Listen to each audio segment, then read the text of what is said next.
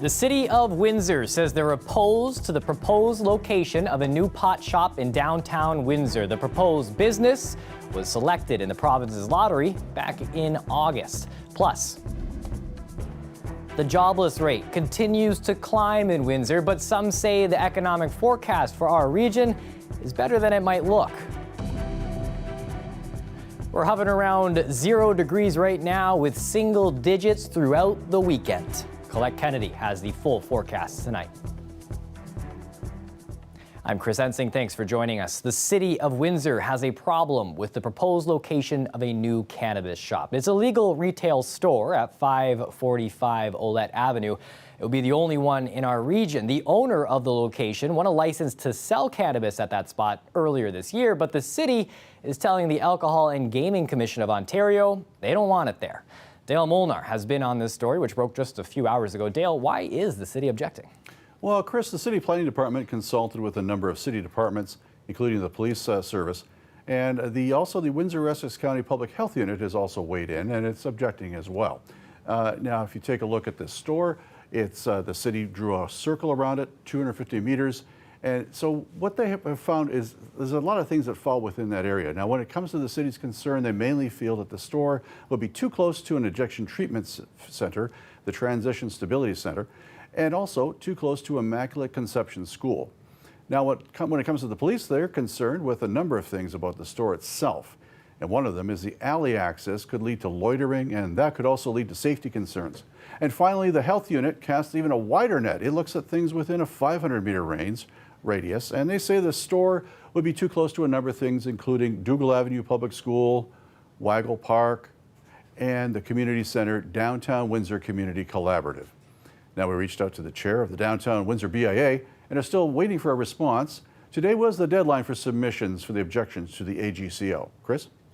So what happens next here, Dale? Does this mean that the store won't get that license? Not at all, Chris. We spoke to city planner George Robinson, and he tells us the final decision rests with the AGCO. Now, they might get a hold of the proponent to see if he can mitigate any of the concerns or just grant the license without any changes, but the AGCO is not bound by what the city wants. Now, we'll continue to gather more on this story as it develops. Chris? CBC's Dale Molnar on a breaking story in our newsroom today. Windsor's unemployment rate is up.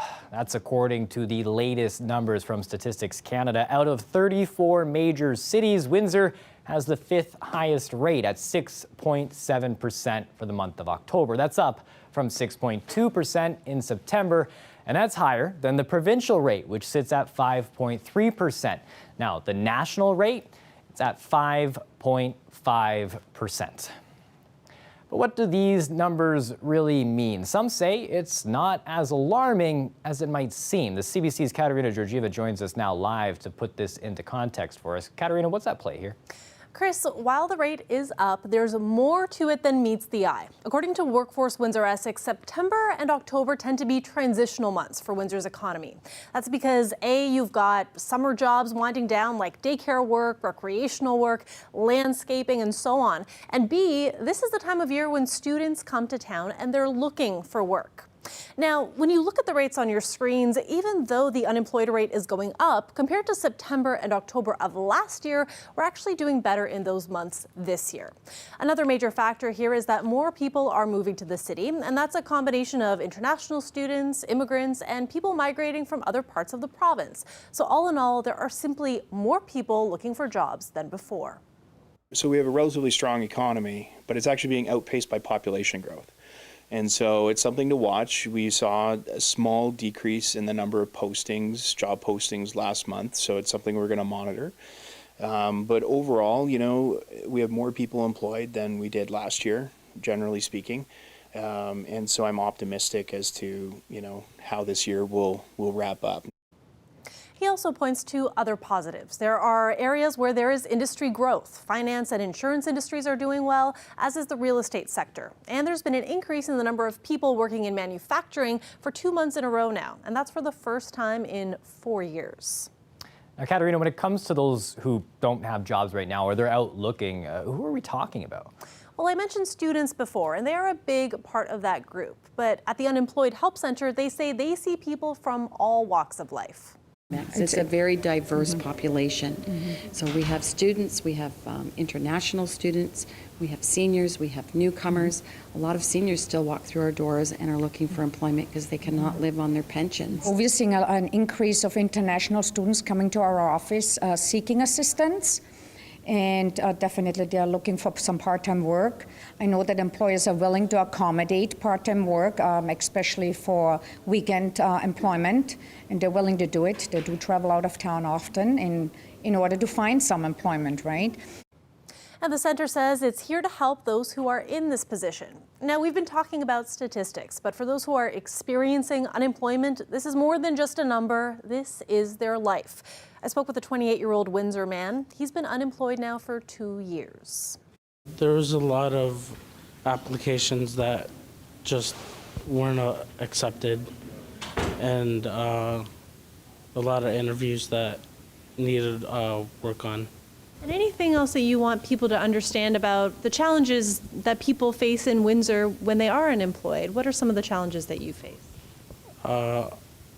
Depression, maybe anxiety sometimes, not being able to reach out and talk to people.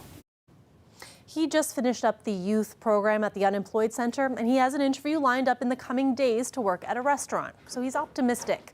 And as for those unemployment rates, he says he's hopeful that not only he will find work, but that others who are struggling can find a way to make it work too. Chris. CBC's Katerina Georgieva live tonight in our newsroom. The clock is now ticking down to a possible strike by elementary teachers. The union representing the teachers have received a so-called no board report from the Ministry of Labor. That means they will be in a legal strike position on November 25th.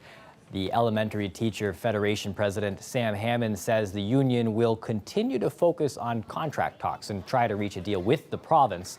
Last week, union members voted 98% in favor of a strike. ETFO represents 83,000 elementary public school teachers, occasional teachers, and education workers here in Ontario. United Way is making changes to the programs and groups that they fund. They're focusing attention on child poverty, but that means pulling funding away from places like the Life After 50 Club. Now, Life After 50 says they're letting 4 people go because of these changes. Their Promoting Seniors Independence program helped reduce and prevent social isolation.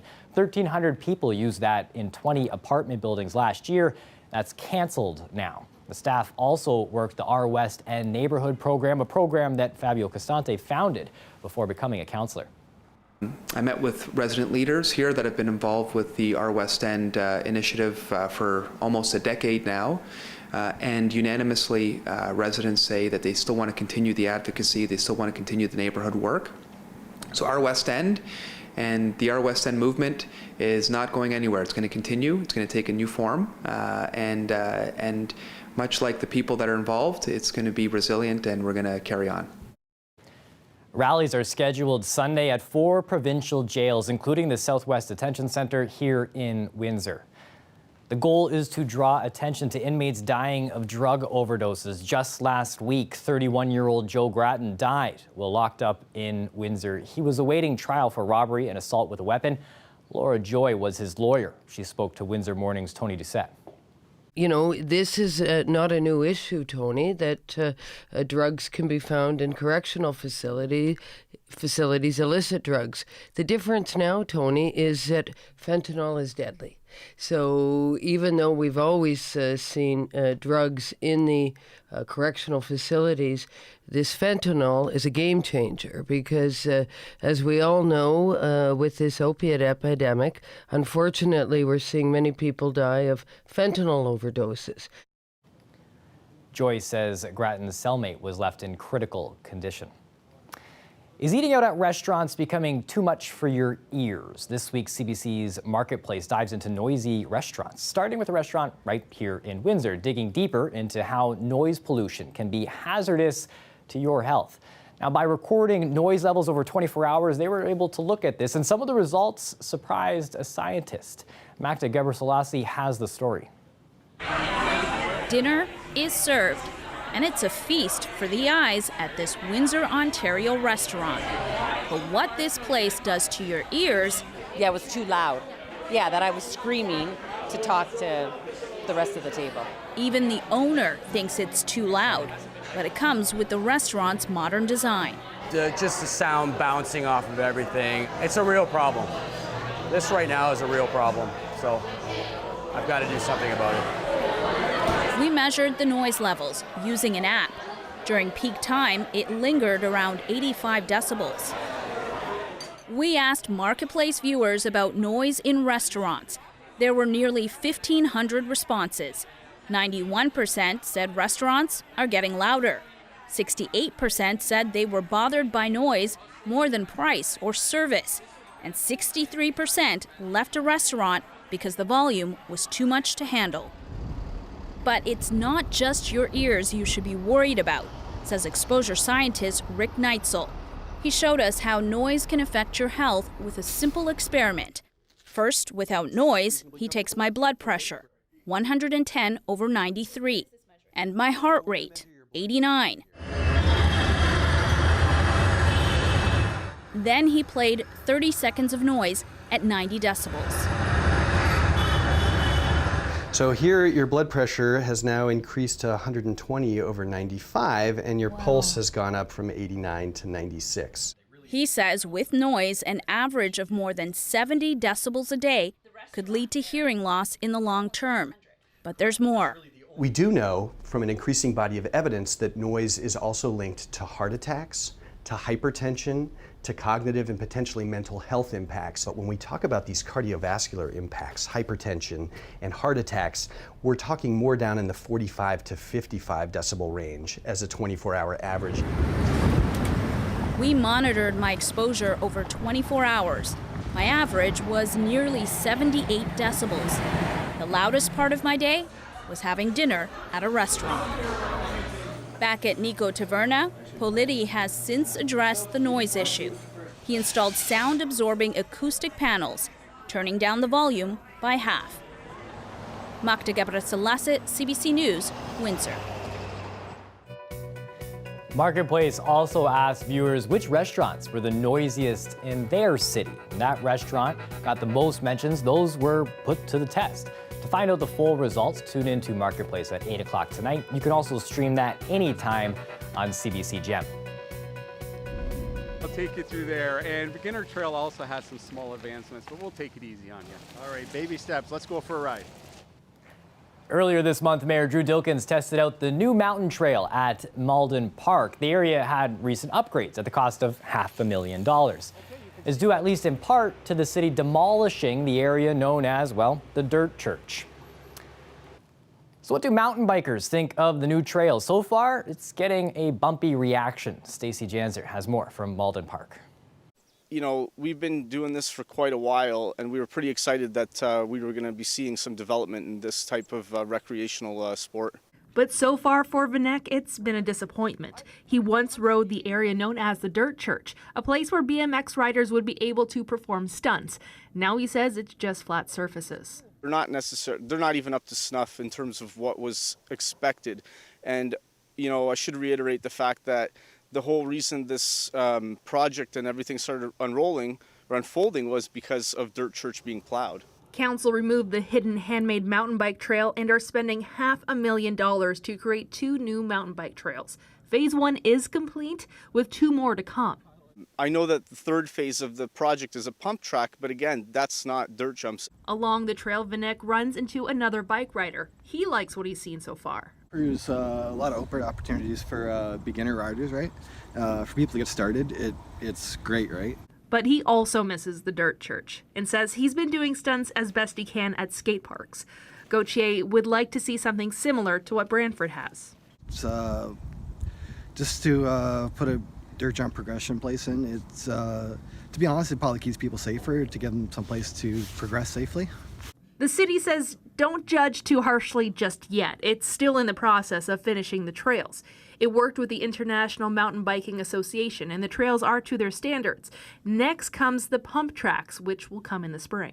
We are trying to serve both the mountain bikers and the BMXers. Clement says they worked with BMX riders and came up with the pump track for Little River, but says Malden will have a larger one. We have about 4.5, 5 kilometers of trails out at Malden right now, and we still have to build the expert portions of the trails. So that will happen also in the spring of 2020. He says if anyone still isn't satisfied with how the trails look, just give him a call. For now, Vinick and Gauthier are walking the trail and reminiscing about what once was. Stacey Janzer, CBC News, Windsor. Quick look outside here as we get ready for the forecast. Snow could be on the way, and I wonder what that means for people trying to take a crack at that new trail system. Claire Kennedy has the full details coming up.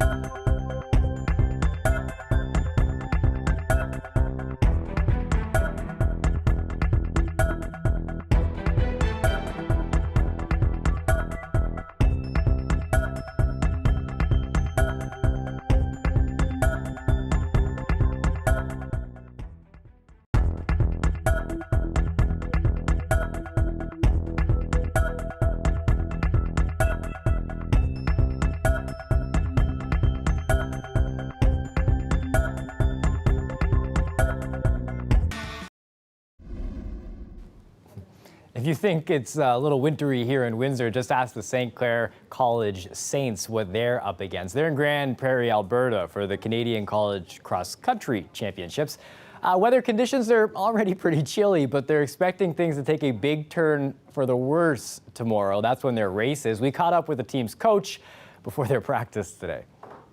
So it is expected to be around, by the time race time comes, like the snow has just started a couple hours ago, and it's not going to stop till we get about 40 centimeters.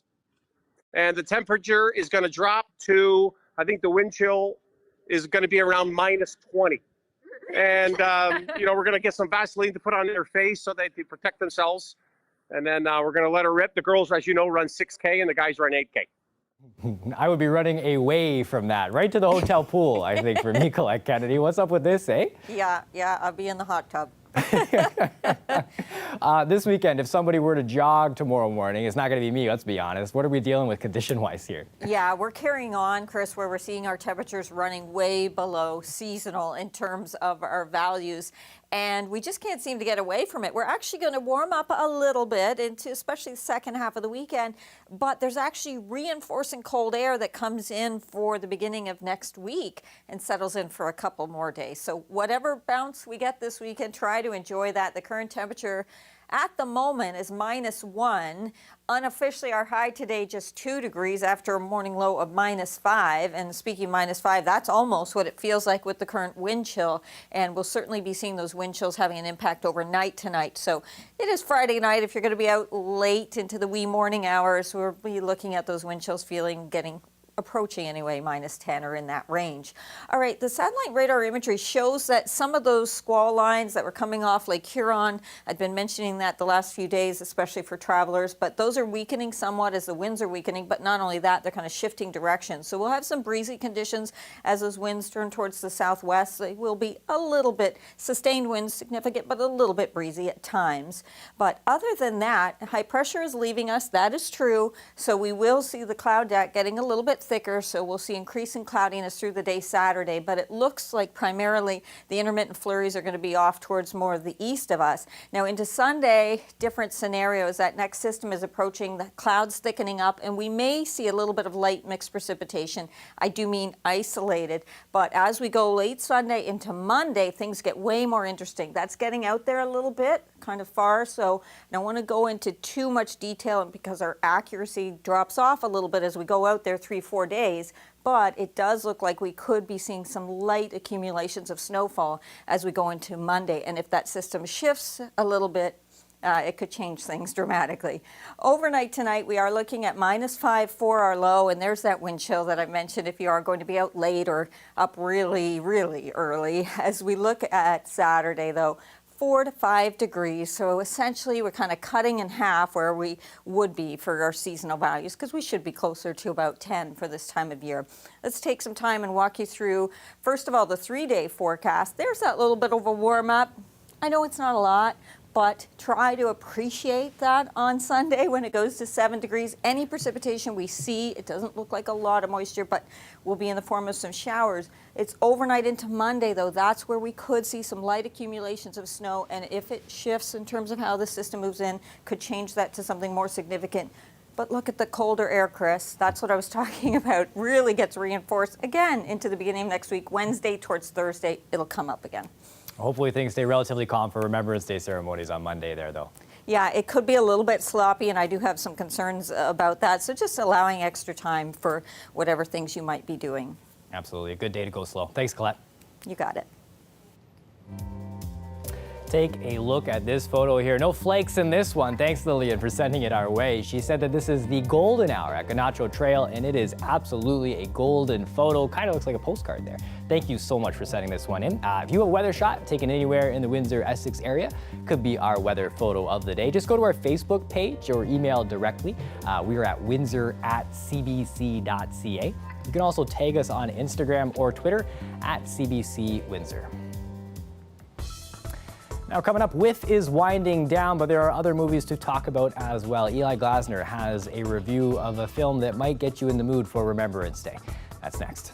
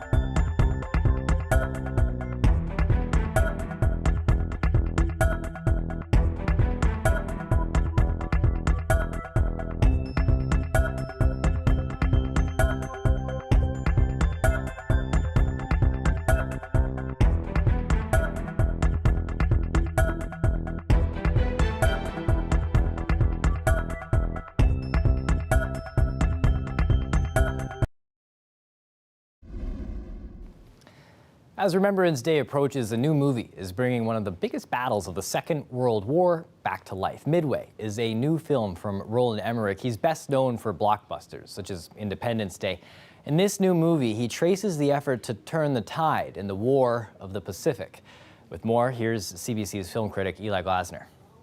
Okay, so maybe you feel like you've seen this film before. It could be you're thinking of the '76 film Midway, starring Charlton Heston, or maybe Ben Affleck saving the day in 2001's Pearl Harbor. What separates Midway from those others is the man behind the camera who shot much of this movie in Montreal, Roland Emmerich, Hollywood's captain of disaster, who's found bigger and better ways to blow up the bad guys in movies such as Independence Day and Godzilla. Emmerich was drawn to the war story where it seemed America was down for the count. We start with the country still reeling from the Pearl Harbor attack, its air power severely depleted. Emmerich tells the tale with a range of convenient characters. Patrick Wilson as Edwin, the intelligence officer who tried to warn of Japan's growing power, determined not to be ignored again. The Japanese are planning something bigger. So what's the target? We believe it's Midway. Woody Harrelson and an impressive hairpiece appear as Admiral Chester Nimitz looking to turn the tide. We need to throw a punch so they know what it feels like to be hit. Then there's Ed Skrein as Dick Best. A real unsung hero of the Pacific battle, Skrein plays the hotshot pilot as an undaunted Jersey kid whose courage is only matched by his attitude. Today we prove the American Navy isn't a joke. But when Best gets a promotion, charging into battle gets complicated. I don't know how to lead these men. They'll follow you anywhere. Oh, Mandy Moore, you deserved better than the long-suffering wife. Also included in the ruckus is, yes, Nick Jonas as the machinist who leaps behind a machine gun. Of course, no one ever came to an Emmerich film for the cast. While Midway tries to give the Japanese side some screen time, it's in the cockpit with the Navy pilots where it truly soars. There's a deadly geometry to their mission. The closer they get to their bombing targets, the greater their chances of being torn to pieces. It's thrilling, but after a while, even the most death-defying sequences get repetitive. Midway is worth a watch, not so much for the shallow characters, but a glimpse of history and the daring feats attempted. 3 stars out of 5. Eli Glasner, CBC News, Toronto. 6:29 p.m. That's it for CBC Windsor News. Don't forget, if you want any updates on any stories, you can go to cbc.ca/Windsor. We're also on social media. You can check us out on our Facebook, Instagram, and Twitter pages. Just for Laughs, Gays is up next. Have a great weekend.